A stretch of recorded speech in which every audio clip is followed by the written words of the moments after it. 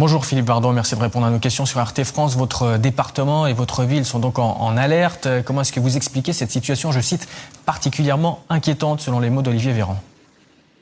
Non mais on voit qu'Olivier Véran, il fait comme un peu tous les ministres de ce gouvernement. C'est le safari permanent. Alors ici, on y est très habitué. À chaque fois qu'on a une fusillade, malheureusement, ça arrive souvent. On a Monsieur Darmanin qui débarque. Quand le Covid flambe, c'est Monsieur Véran qui fait le tour de la ville. J'imagine qu'il arrivera tout à l'heure ici à la mairie. Mais il suffit pas de faire comme ça de la politique spectacle. Alors c'est vrai qu'ils viennent tous visiter Christian Estrosi, qui a fait allégeance à Emmanuel Macron, on le sait. Donc c'est devenu un peu le spot touristique du gouvernement. En réalité, oui. On a une flambée actuellement, on peut pas le nier. Vous l'avez dit, la moitié des nouveaux cas sont liés au variant anglais qui est plus contaminant. On le sait, on a une situation tendue. Mais moi, je me mets aussi du côté des gens qui reçoivent tous les messages. Et vous savez, les Niçois, ils ont besoin, comme tous les Français, d'une parole publique qui soit enfin un peu claire. Les revirements, ils n'arrivent plus à les comprendre. Une parole publique claire au niveau national, mais aussi au niveau local.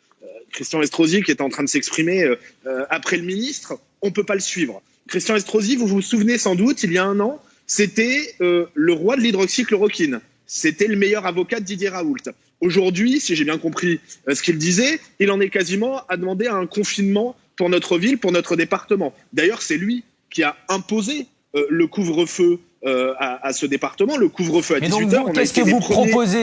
Qu'est-ce que vous proposez? Vous voulez un confinement? Vous voulez pas de confinement? On a été les premiers à avoir le couvre-feu ici à partir du 2 janvier. Ça fait quasiment un mois. Et un mois après, on se rend compte de quoi? Qu'on est en pleine flambée.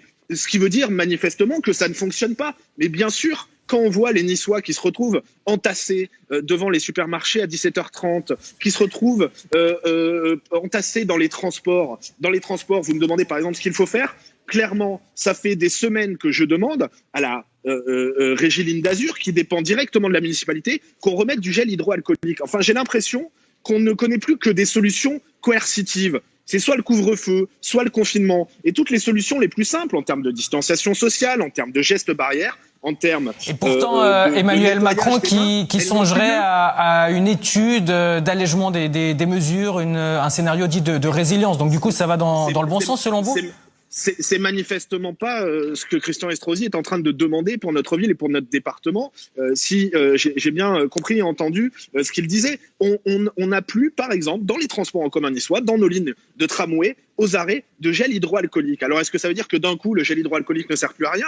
Je ne le crois pas. On sait que c'est... Mais c'est suffisant de demander simplement du gel hydroalcoolique alors qu'il y a une situation inquiétante dans votre ville?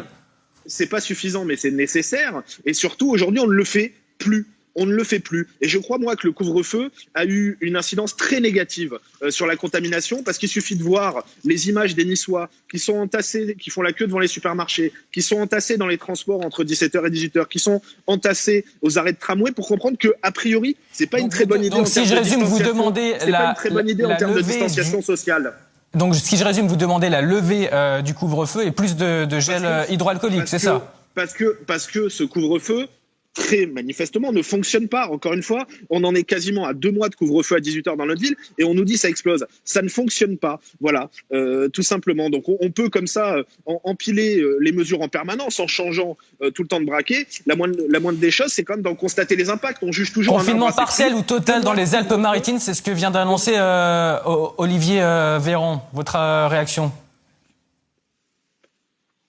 Franchement, je veux dire, les Niçois, les Français, ils n'en peuvent plus. Voilà.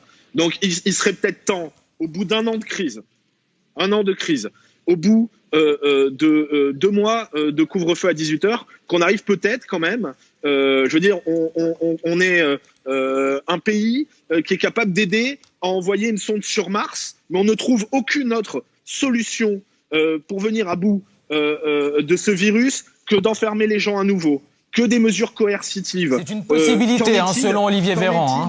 Qu'en est-il?